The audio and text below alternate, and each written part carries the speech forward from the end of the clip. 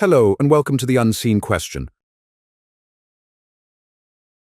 Carl Sagan said that not to sound clever, but to remind us how fragile truth is when belief takes its place. He spent his life trying to teach humanity to think, not just to believe, to question, not to surrender, to wonder about the universe without needing to bow to it. And yet, decades after his warnings, we're still trapped in the same spell he tried to break. Religion, he said, was humanity's earliest attempt at both science and philosophy. Our ancestors looked at lightning and thought it was a god's anger. They saw disease and thought it was a curse. They invented explanations because they couldn't bear not knowing, and for a time that made sense. It gave comfort, community, and order. But Sagan warned that what began as curiosity was twisted into control, that when faith demands obedience and punishes doubt, it stops being a search for truth and becomes a prison for it. He saw religion not as evil, but as dangerous when left unexamined. Because when authority replaces evidence, people stop asking questions. They hand their minds over to priests, to dogma, to tradition, and then they defend those cages as sacred. Sagan knew that superstition dressed in ceremony could survive even in an age of satellites and space probes. He saw it happening, educated people still believing the Earth was made for them, that the universe revolved around their species, that morality required divine permission. He knew this wasn't ignorance, it was indoctrination with better lighting. In The Demon-Haunted World, Sagan wrote about how easy it is to mistake ignorance for wisdom when faith tells you not to ask. He said science isn't just a body of knowledge, it's a way of thinking, a baloney detection kit that anyone can use. But religion teaches the opposite, that questioning sacred claims is rebellion, that curiosity is arrogance, that truth must be accepted, not tested. And when that mindset dominates a culture, progress becomes fragile. He warned that society could regress, not through censorship or dictatorships, but through the quiet erosion of critical thought. He saw how people could be manipulated by comforting lies, by the idea that they were special, chosen, eternal. And he asked, what happens when the comfort of belief outweighs the courage to confront reality? Today, we're living in the world Sagan warned us about. Misinformation spreads faster than facts. Conspiracy theories wear the clothes of revelation. Charismatic preachers and online prophets recycle medieval ideas with modern polish. Religion has learned to adapt, to blend with politics, nationalism, and culture until it becomes nearly invisible. And yet its fingerprints are everywhere, in school boards arguing against science, in laws rooted in ancient moral codes, in leaders claiming divine guidance for their cruelty. Sagan saw that religion would not die quietly. It would evolve, shedding rituals that no longer worked, but keeping the same mechanism of control, fear and hope, fear of punishment, and hope for eternal reward. That's the oldest trick in human history, control through stories about the afterlife. Because if someone can convince you that your thoughts affect your eternity, they own your mind. He once said that the universe is not required to be in harmony with human ambition, but religion insists it is. It tells people the cosmos was built for them, that stars exist to light their nights, that their prayers can influence the fabric of reality. That kind of thinking flatters the ego and blinds the intellect. It's comforting to believe we're the center of something. But Sagan asked us to consider the opposite, that we are not the center, and that's what makes us special. That meaning isn't given by gods, but created by minds capable of awe without worship. He knew this was a hard truth, because meaning built on faith feels effortless. It's handed to you in neat stories with heroes and villains, heaven and hell. But meaning built on reason requires work. It demands you face uncertainty without running from it. And most people, he said, would rather have simple lies than complex truths. That's the danger. When people choose comfort over honesty, they become easy to control. Sagan's warning wasn't just about religion as belief, it was about religion as a pattern. The same psychology that makes people kneel to gods makes them kneel to ideologies, political cults, or conspiracy movements. The structure is always the same: a sacred text, a chosen leader, an enemy to hate, and a promise of redemption. Religion, in this sense, is not confined to churches. It's a virus of certainty, and unless we keep questioning, it mutates and spreads in new forms. He talked often about humility, not the kind that grovels before deities, but the kind that accepts our smallness in the cosmic scale. He said, "We are a way for the cosmos to know itself." That one line carries both wonder and responsibility. It means consciousness isn't a divine gift. It's a cosmic accident that gave the universe eyes. To waste that awareness on superstition is to betray the very gift of being alive. And yet, what do we see? People arguing that books written by Bronze Age tribes hold the ultimate truth of existence. Politicians quoting scripture to justify discrimination. nations teaching children creation myths while rejecting evidence for evolution. Sagan warned that ignorance, when celebrated as faith, could undo centuries of progress, that science could give us power faster than wisdom, that technology in the hands of superstition could be catastrophic. He wasn't wrong. When religion merges with political power, the result is always regression, disguised as righteousness. We've seen it throughout history. The Inquisition, the Crusades, witch trials, holy wars, but it doesn't always wear armor anymore. Sometimes it wears a suit and smiles for the camera.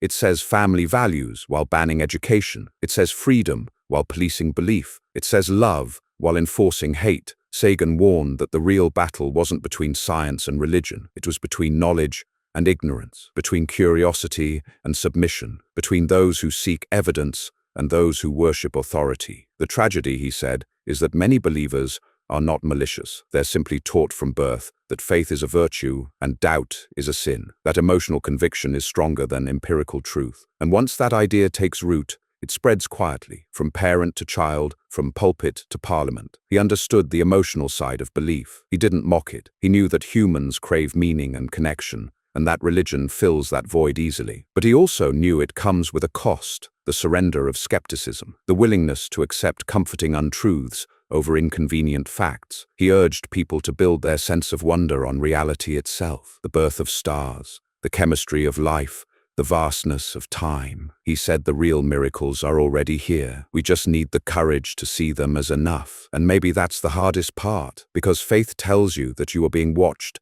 guided, loved unconditionally. Science tells you that you are a tiny speck in an indifferent cosmos. But Sagan believed that indifference is liberating, because if the universe doesn't care, then we get to decide what matters. We write the story ourselves. He once said that when we are self-indulgent and uncritical, we risk becoming a species that values comfort over truth, that the greatest danger to humanity isn't some god's wrath, but our own failure to think clearly. That superstition can coexist with modern technology only until it collides with reality. And when that happens, when belief ignores evidence long enough, suffering follows. Look around. We have climate change denial wrapped in religious rhetoric, movements that reject medicine in the name of prayer, extremists who turn faith into violence, all of them convinced they are on the side of truth. This is exactly what Sagan meant when he said the demon-haunted world is not gone. It just upgraded its tools. But he never lost hope. He believed that education, compassion, and scientific literacy could break the cycle, that children taught to question rather than obey could grow into adults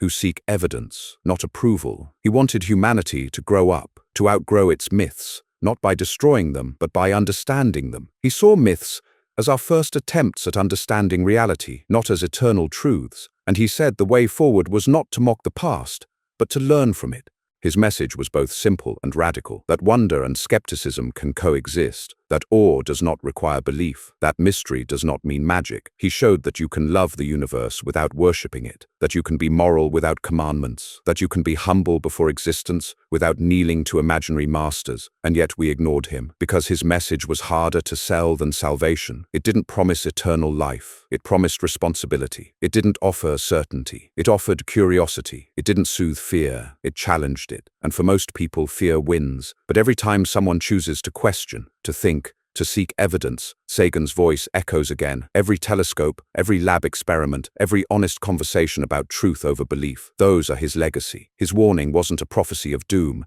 It was a call to grow up as a species, to trade comfort for clarity, to let go of superstition and face the universe as it is, because the stars won't punish or reward us. The cosmos is silent, but we, the thinking creatures within it, are not. We are capable of reason, empathy, and change. That's the real miracle, and the one worth protecting. He often said that humanity stands at a fork in the road. One path leads to understanding, to science, to humility before evidence. The other leads back into darkness, into superstition, tribalism, and comforting lies. He worried that we were already drifting towards the latter, not because we lacked intelligence, but because we lacked courage, the courage to admit when we're wrong, to change our minds, to face the unknown without myth. Religion thrives on fear, fear of death, fear of chaos, fear of meaninglessness. Sagan knew this. He understood that fear is what keeps the illusion alive. When you're told that questioning sacred ideas will doom your soul, you stop questioning altogether, and the cycle continues, entire generations inheriting the same stories as truth, never realizing how much power they've given away. He tried to show that truth is not something we inherit, it's something we earn, through evidence, through doubt, through relentless curiosity. He saw religion as a relic of an earlier time, useful once, but now holding us back. It offered comfort when we had no science,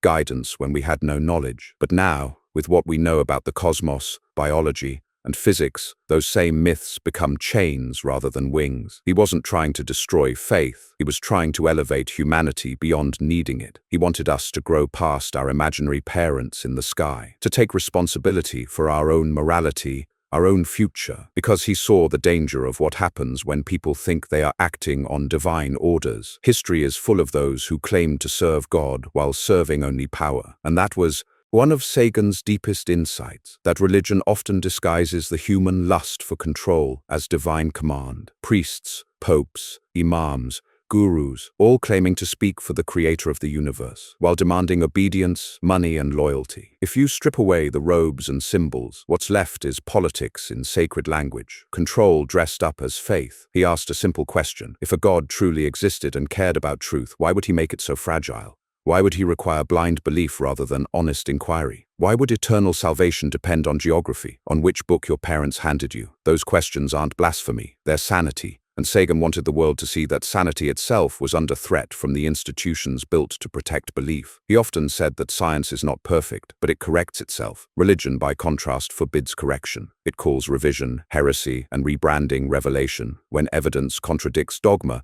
religion rewrites history. Sagan saw this again and again. Ancient texts retrofitted to match modern knowledge, as if revelation needed updating with every discovery. He called it intellectual dishonesty dressed as faithfulness. The real tragedy, he said, is that religion claims to hold truth while rejecting the very tools that reveal it. It builds walls between people who could otherwise learn from one another, divides humanity into believers and non-believers, saved and damned. And yet in the cosmic scale, those divisions are microscopic, petty tribal lines on a single speck of dust suspended in a sunbeam. That pale blue dot speech, perhaps his most famous moment, wasn't just poetic, it was moral philosophy in one image. He wanted us to see that all our gods, our wars, our divisions, our certainties, all exist on that tiny pixel. That perspective should humble us, make us kinder, but instead it often makes believers more defensive. They see the vastness of the universe not as proof of our smallness, but as evidence of divine grandeur. They turn humility into vanity. God made all this for us. Sagan's response to that was both gentle and devastating. He said, if the universe was made for humans, it's an awful waste of space. He wasn't mocking anyone.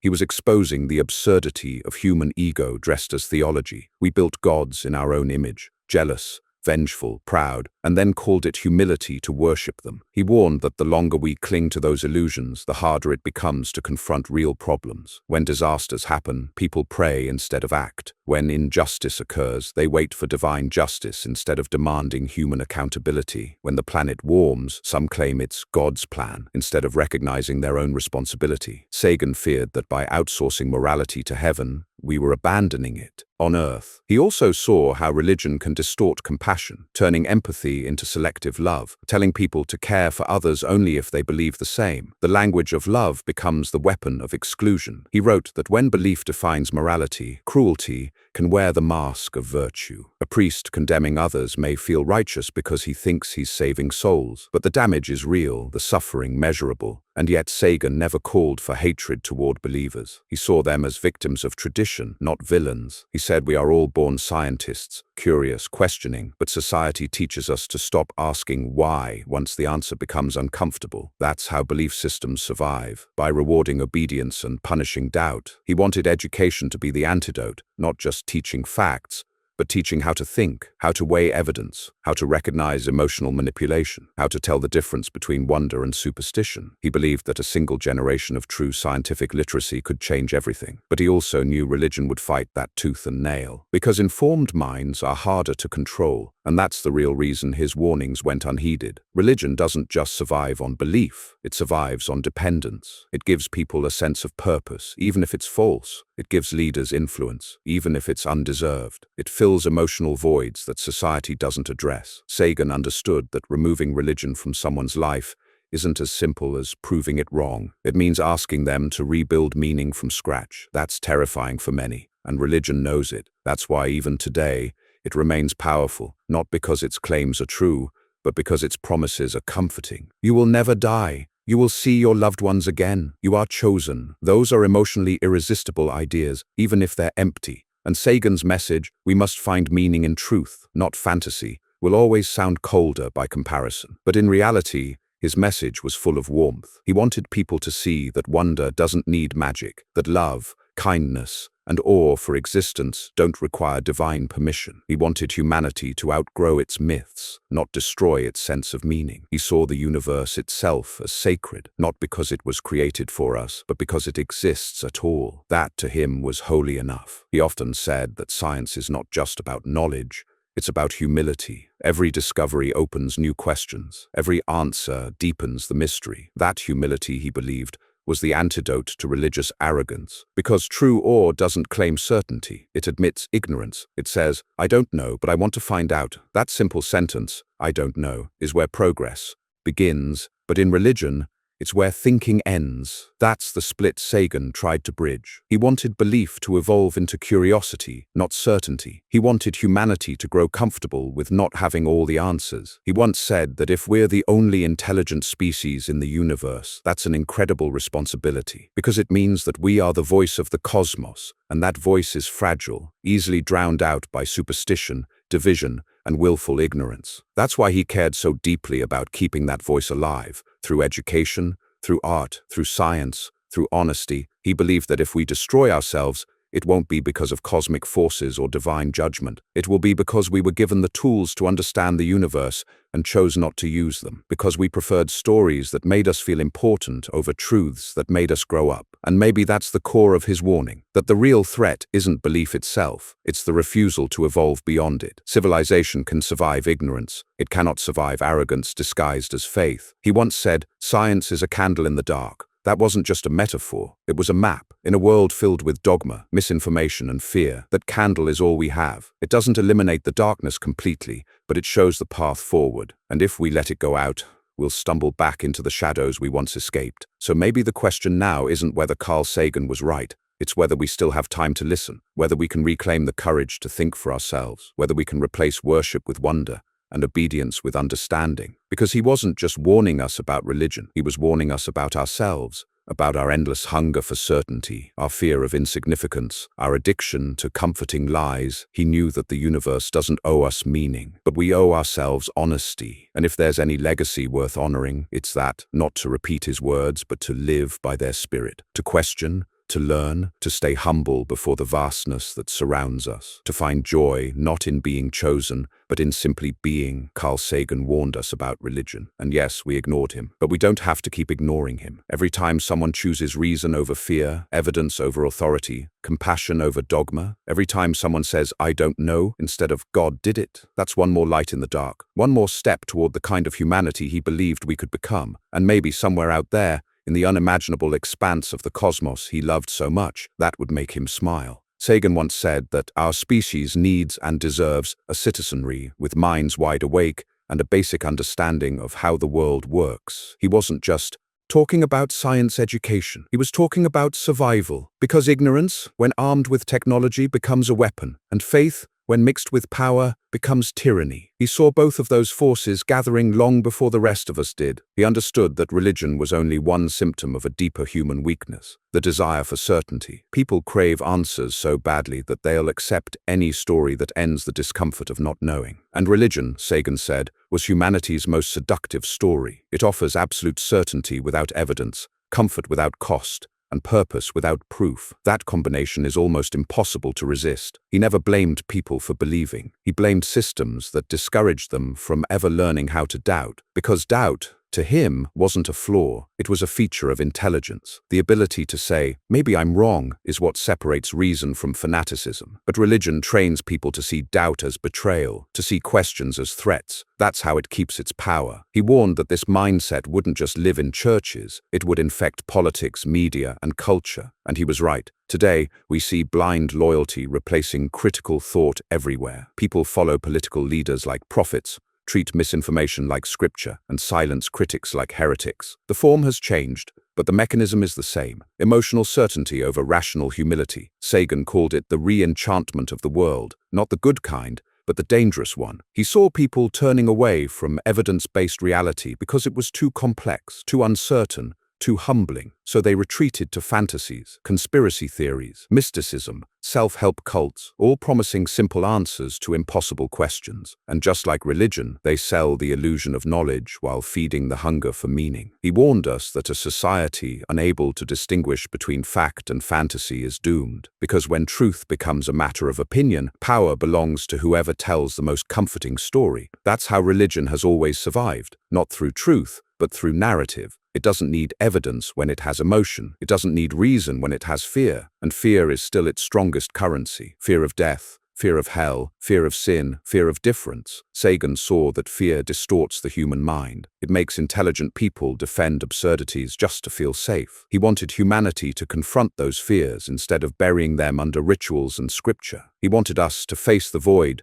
without pretending it loves us back. He said that understanding the universe doesn't make life meaningless. It makes it precious. When you realize how rare consciousness is, how unlikely our existence really is, life becomes sacred in a way that doesn't require gods. He saw awe not as worship, but as awareness. But religion thrives on dependence. It tells people they are nothing without divine guidance, that they are inherently broken and need salvation. It builds self-contempt and then sells forgiveness. Sagan saw this as psychological manipulation, a way to keep people obedient by making them feel unworthy of thinking for themselves. He knew how that mindset poisons entire societies. It turns morality into obedience and virtue into submission. It tells people not to think about what's right, but to follow what's written. And once you convince a population that morality depends on authority, you can make them do almost anything in the name of righteousness. He said the greatest gift of science is that it doesn't require faith. It invites doubt. It doesn't demand loyalty. It demands honesty. But that kind of honesty is painful. It doesn't promise immortality. It promises reality.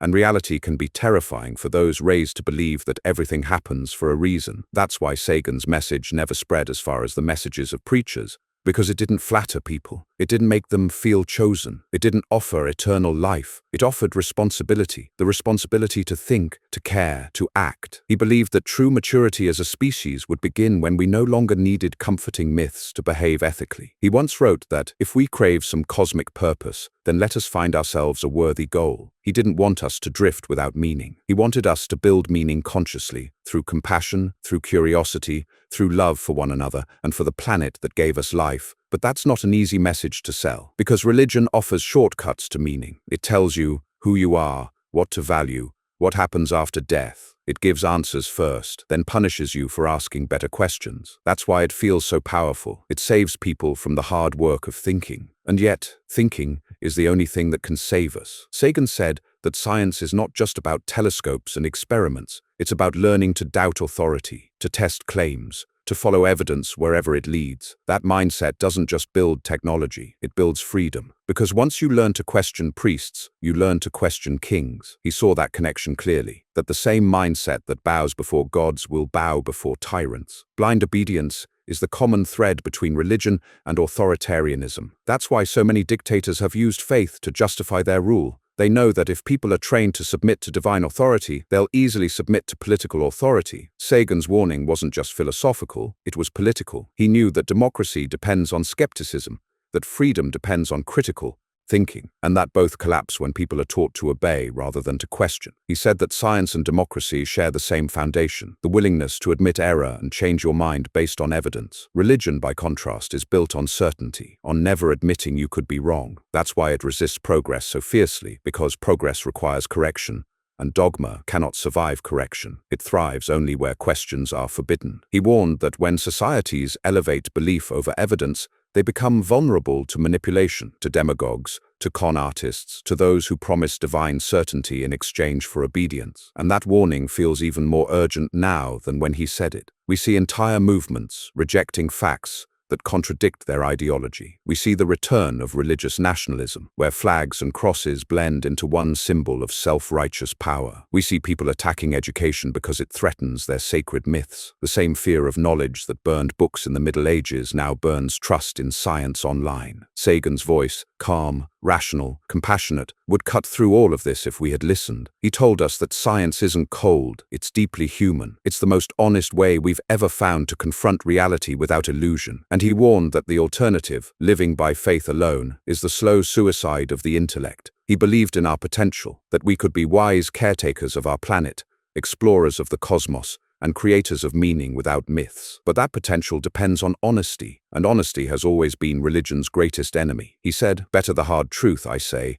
than the comforting fantasy, because comfort can blind us, but truth, no matter how painful, sets us free." He knew that truth doesn't always heal, sometimes it hurts, but it's the only thing that can build a world that lasts. We ignored him, because truth is hard work. It doesn't fit neatly into sermons or slogans. It doesn't promise paradise. It demands effort. And yet every advance humanity has made, every vaccine, every discovery, every act of progress came from those who chose truth over comfort. Sagan stood among those people, a man who believed that wonder and skepticism could coexist, that you could be awestruck by the universe without pretending it cares about you. That meaning built from evidence is stronger than meaning built from myth. He didn't ask us to stop believing in beauty. He asked us to stop believing in lies. And maybe that's the message we still need most. Because as long as religion defines morality, controls education, and shapes politics, the candle in the dark flickers. But it hasn't gone out, not yet. Every act of inquiry, every honest question, every conversation that values reason over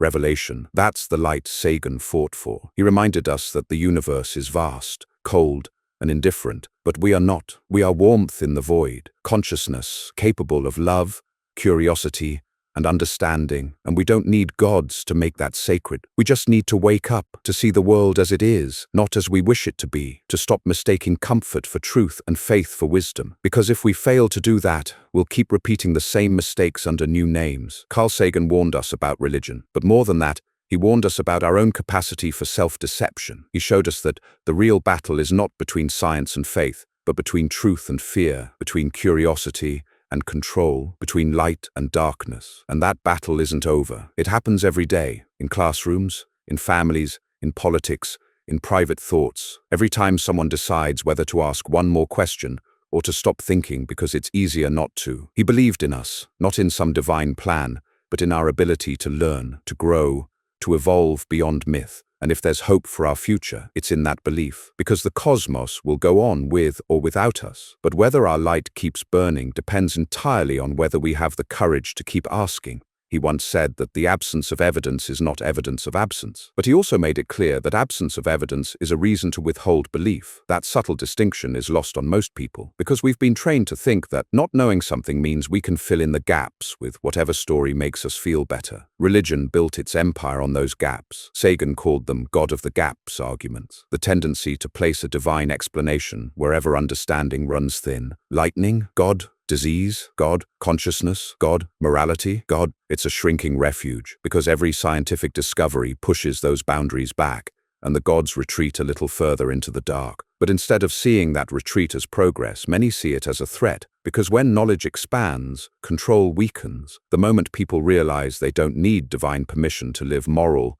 meaningful lives, the foundation of religious authority begins to crack. Sagan knew this, and that's why he believed the fight for truth would never be just intellectual. It would be emotional, even existential. He said that science is not only compatible with spirituality, it is a profound source of spirituality. But he meant a very different kind, not the supernatural, not the institutionalized kind. He meant the kind that arises naturally when you grasp your place in the cosmos, when you look up at the night sky and feel small, not frightened but inspired. That, he believed, was the real antidote to religion, a sense of awe grounded in reality. He wasn't trying to strip the world of mystery. He was trying to show that the world is mysterious enough without superstition, that the laws of physics, the birth of galaxies, the evolution of life, these are stories far more wondrous than any holy book ever told. He used to say that science is not about killing mystery, but about replacing false mysteries with real ones. And real mysteries never run out. That perspective changes everything. Because when you stop needing to be the center of the universe, you start to see how connected everything really is. You stop seeing other people as chosen or damned, and start seeing them as fellow travelers on the same small world. You stop needing divine punishment to explain suffering and start working to reduce it yourself. Sagan's vision wasn't just scientific, it was deeply ethical. He believed that understanding reality leads naturally to compassion, that when you truly grasp how rare and fragile life is, cruelty becomes absurd. He said that every atom in our bodies was forged in ancient stars, that we are literally made of star stuff. That line wasn't poetic exaggeration, it was physics, but it carried moral weight. If we all come from the same cosmic dust, then what sense does it make to divide ourselves by religion, nation or race? He saw religion as the opposite of that truth, a system that separates, divides, and categorizes believers and non-believers, pure and impure, us and them. It claims to unify, but it always unifies against something. It thrives on identity, not empathy. And that's why he warned that humanity's survival depended not on divine mercy, but on our ability to outgrow tribal thinking. He said that one of the saddest lessons of history is that we've been bamboozled so many times we've lost track, and yet we still fall for the same tricks. We still trust authority over evidence, feeling over reason. He saw that religion had perfected the art of the con long before modern propaganda ever existed, promising certainty where none exists, forgiveness for guilt it first created, and eternal life for obedience in this one. And yet, despite all that, Sagan remained optimistic. He believed that truth has a quiet persistence, that even when lies dominate, curiosity never completely dies. He said that science is self-correcting because humans, deep down, are built to wonder. You can suppress curiosity, but you can't extinguish it. It always finds cracks to grow through. He often spoke about children, how naturally curious they are, how fearlessly they ask why, and how quickly adults train them to stop. He said, when you're taught that there's something virtuous in believing without evidence, you've been taught to undervalue your mind. That was his greatest fear, that entire generations would be raised to see ignorance as faith and skepticism as sin. He wanted us to protect that spark in children, that instinct to explore, to question, to challenge. Because once that's gone, once you teach a child to accept answers without evidence, you've made them easy to control for life. That's how dogma survives, not through argument, but through early conditioning. And yet, there's hope in that too, because if belief can be taught, then so can critical thinking. If minds can be closed, they can also be opened. Sagan believed in that possibility more than anything. He didn't see humanity as doomed, just immature. He said we are a species barely out of its adolescence, still clinging to myths,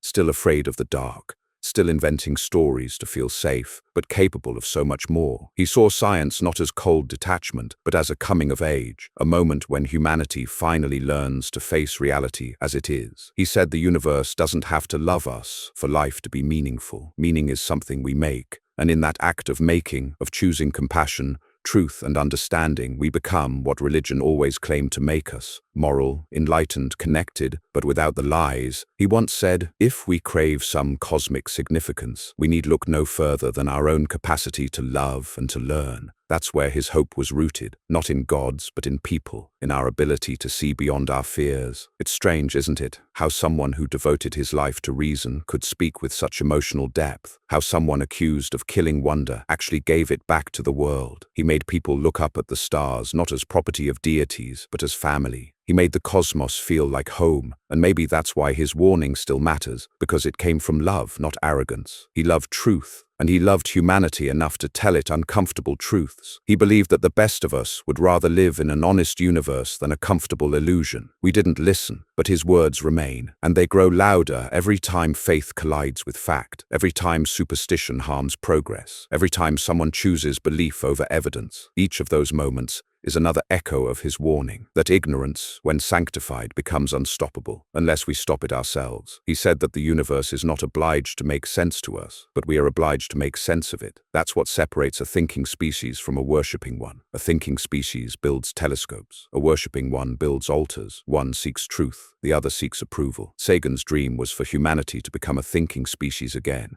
to earn its place among the stars, not by conquest, but by comprehension, to move beyond myth, not by destroying it, but by understanding why we needed it and why we no longer do. He used to say that we are a way for the cosmos to know itself. That line alone captures everything he stood for: the humility, the wonder, the responsibility. If we are the universe made conscious, then what greater purpose could there be than to understand, truly understand, ourselves and the cosmos that birthed us? And that understanding begins with honesty. with the courage to let go of comforting delusions, with the willingness to say, I don't know, but I will find out. That's what Sagan taught us. That's what religion fears most, and that's what the future depends on. Carl Sagan warned us about religion, and maybe it's not too late to listen, because every time we choose reason over fear, every time we choose evidence over dogma, every time we choose to open our eyes, even when the truth hurts, we prove that his faith, not in God's, but in us, wasn't misplaced. The candle is still burning. The dark is still vast. But as long as we keep thinking, questioning,